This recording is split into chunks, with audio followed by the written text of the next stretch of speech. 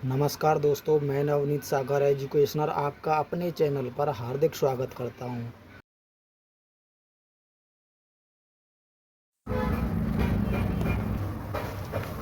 हम पूरी तरीके से स्वस्थ और स्वतंत्र नहीं रह सकते क्योंकि हमें नेता, राजनेता और पूंजीपतियों और बड़े भूमाफियाओं या मेडिसिन इंडस्ट्री ने हमें पूरी तरह से स्वस्थ और स्वतंत्र नहीं रहने दे सकते।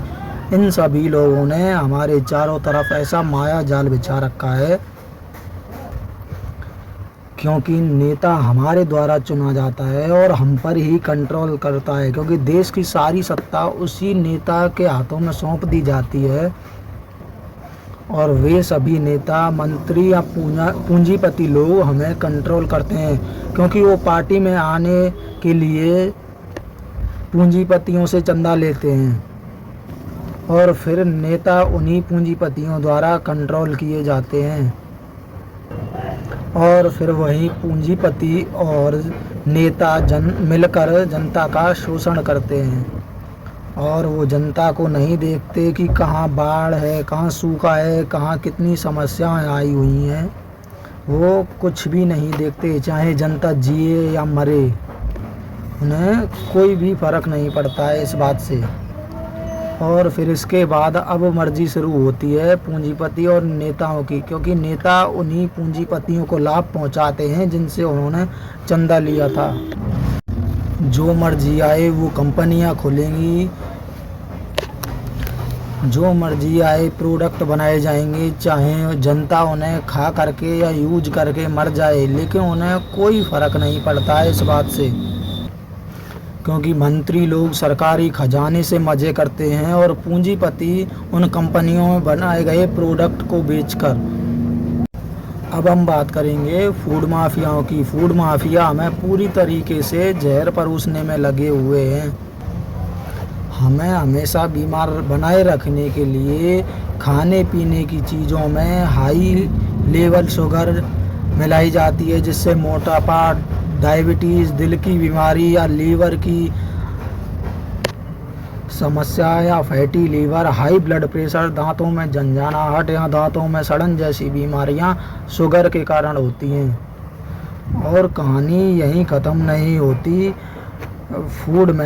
फ्राई फूड में पाम ऑयल की मिलावट से इतनी सारी बीमारियां फैलती हैं, जैसे दिल की बीमारी, हाई कोलेस्ट्रॉल, नसों में ब्लॉकेज, मोटापा या कैंसर के बढ़ने का खतरा जैसी गंभीर बीमारियां होती हैं। अब हम बात करेंगे डेयरी उद्योग।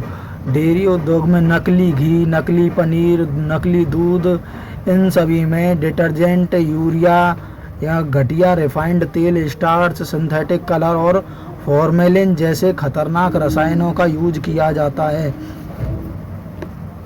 डिटर्जेंट और यूरिया से उल्टी, दस्त, पेट दर्द, नकली घी और दूध, पनीर के सेवन से food poisoning, cancer, kidney fail या लीवर फेल जैसी गंभीर बीमारियां होती हैं। रसायनों के लगातार संपर्क से पेट की अंदरूनी परतों में सूजन आ जाती है, जिससे घाव बन जाते हैं और उसी वजह से हमारी रोग प्रतिरोधक क्षमता कम हो जाती है और हम हमेशा बीमारियों का शिकार हो जाते हैं। और अब हम बात करेंगे डॉक्टर्स की, जिनको एक जीवन देने की या जीवन बचाने के लिए देवताओं का नाम दिया जाता है। आज डॉक्टरों ने भी अपना धंधा बना लिया है। वे हमें कभी भी पूरी तरीके से ठीक नहीं करते ताकि मरीज आते रहें और उनका बिजनेस चलता रहे।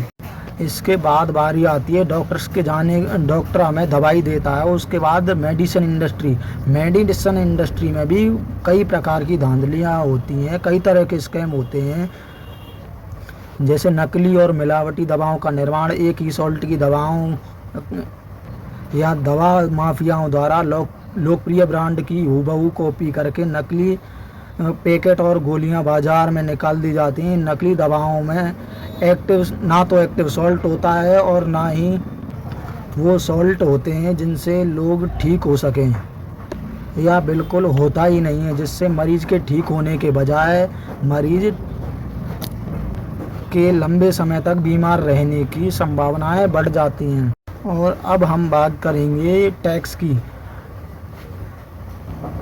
कोई भी व्यक्ति अपने जीवन यापन के लिए या जीवन में जो चीज़ें उपयोग में लाई जाती हैं उनको खरीदने के लिए या किसी से इस्तेमाल के लिए व्यक्ति मेहनत मजदूरी करके पैसा कमाता है।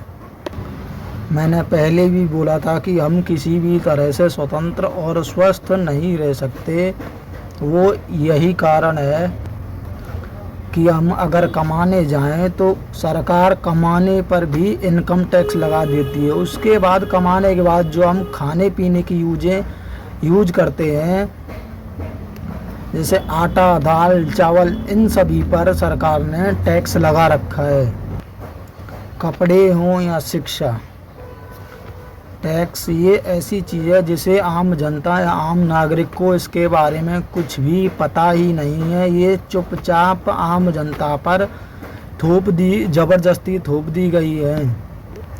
इसके बाद भी अगर हमें कहीं मजबूरी में या किसी काम से आना जाना पड़ जाए तो रोड पे चलो तो रोड टैक्स, उसके बाद कुछ भी खरीदो तो उस पर टैक्स, और हम मेहनत करें उसको इनकम टैक्स, उसके बाद हम पैसे को खर्च करें उसके बाद भी खर्च करने पर भी टैक्स। और सरकार कहती है कि इस टैक्स के पैसे का इस्तेमाल हम देश के इंफ्रास्ट्रक्चर के लिए उपयोग करते हैं।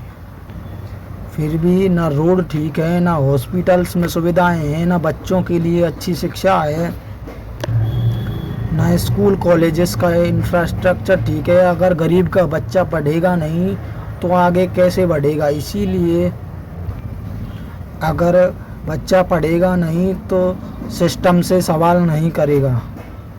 इसीलिए अंत में मैं यही कहूँगा कि जो लोग आवाज़ नहीं उठाते अपने हक, अधिकार और समाज के कल्याण के लिए, वे लोग मर जाते हैं गुलामी स्वीकार करके। और यही गुलामी हमें